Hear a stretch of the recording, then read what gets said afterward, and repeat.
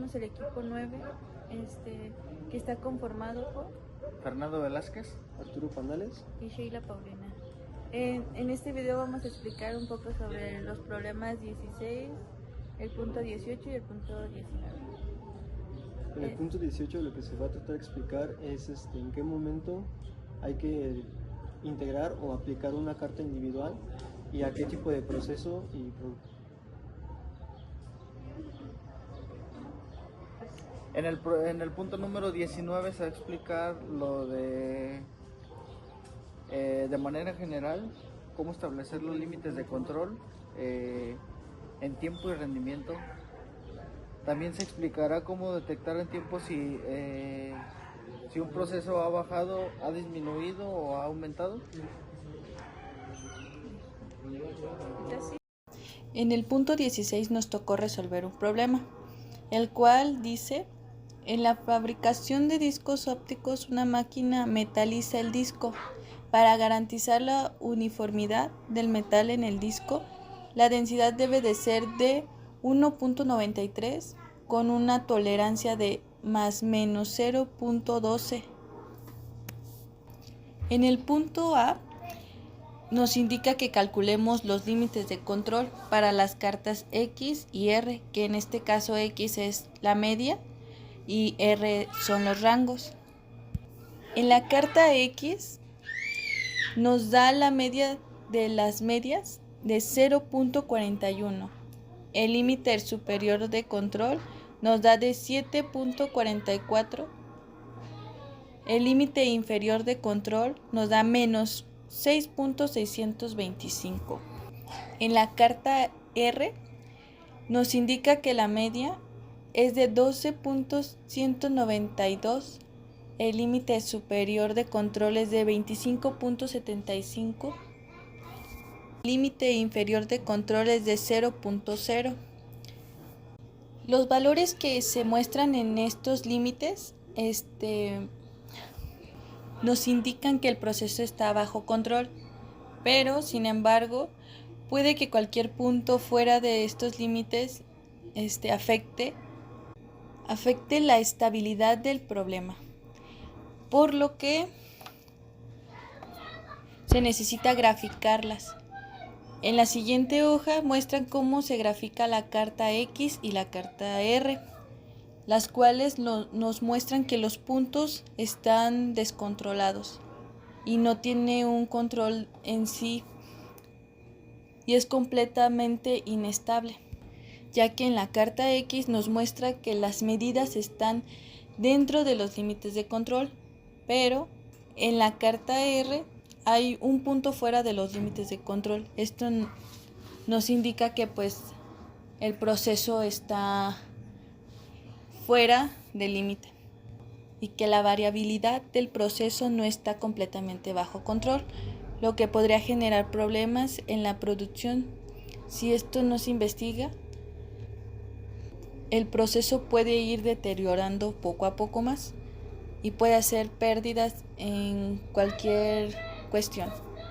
También el problema nos indica que hagamos un estudio de capacidad, la cual la capacidad potencial salió de 0.0076 y la capacidad real salió de 0.072. Estos valores indican que el proceso no cumple con las especificaciones, ya que los valores de capacidad potencial y capacidad real ser al menos de 1.33 para considerar que el proceso es estable, ya que la capacidad potencial tan baja sugiere que la viabilidad del proceso es más alta en comparación con los límites de especificación. También nos pide la desviación estándar, que en este caso nos da de 5.242.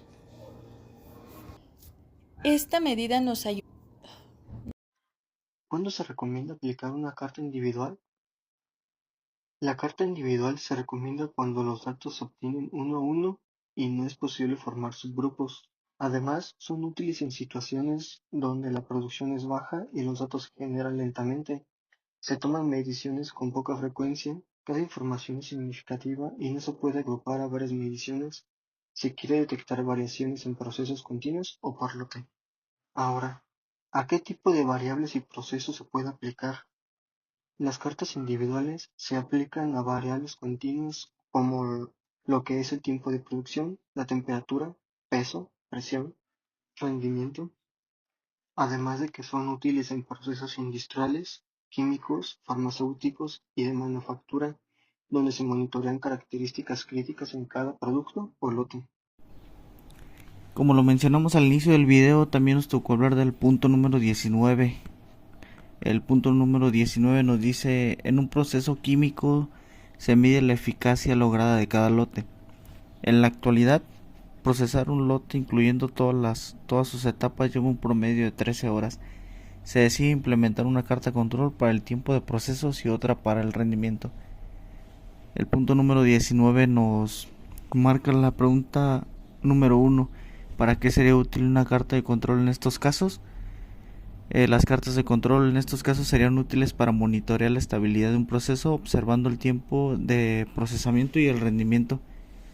Adicional a eso, también podemos detectar tendencias o desviaciones, identificar causas especiales de posible variación, optimizar la eficacia, analizando los datos de cada control. En la pregunta número 2 es de manera específica ¿qué carta de control es la más apropiada para estas variables?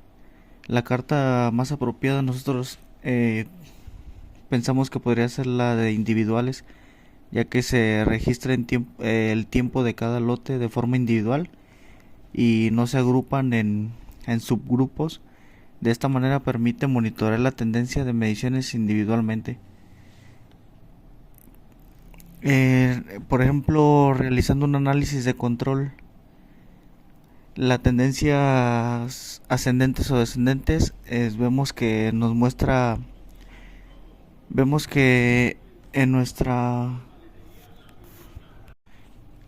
gráfica los puntos suben y bajan consecutivamente. Esto nos indica que puede haber un cambio, una tendencia en el proceso.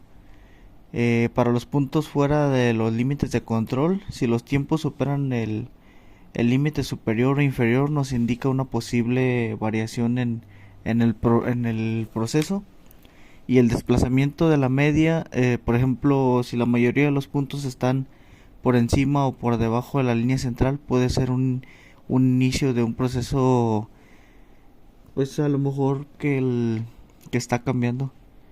En la tercera pregunta nos dice si el tiempo de proceso de un lote es mayor a 13 horas. Esto significa que alguien hizo las cosas muy lentamente. Pues, consideramos que sí, esto pudiera ser por factores externos tales como retrasos por mantenimiento de maquinaria, algunos cambios en las condiciones ambientales como puede ser la temperatura o la humedad, problemas con la materia prima o ajustes en equipo pueden aumentar el tiempo de un procesamiento. También adicional a eso pueden pasar errores e ineficiencias humanas. Por ejemplo, a lo mejor puede ser la falta de capacitación del operador o tiempo muy extenso de ajustes. Eso también puede retrasar el tiempo en el proceso. También en la siguiente pregunta, ¿cómo detectaría si el tiempo del proceso ha bajado o ha subido? Se pueden utilizar cartas de control y análisis estadísticos. También se pueden comparar con algunos histogramas o algunos diagramas de caja para ver si el proceso ha bajado o ha subido.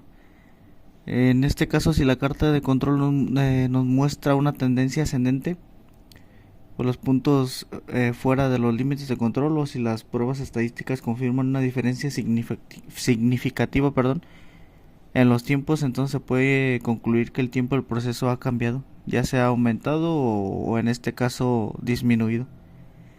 Explicando de manera general lo que tendría que hacer para establecer los límites de control para el tiempo o el rendimiento, sería registrar los datos históricos en el tiempo del proceso, ya sean horas o por, pues sí, en horas o en el tiempo.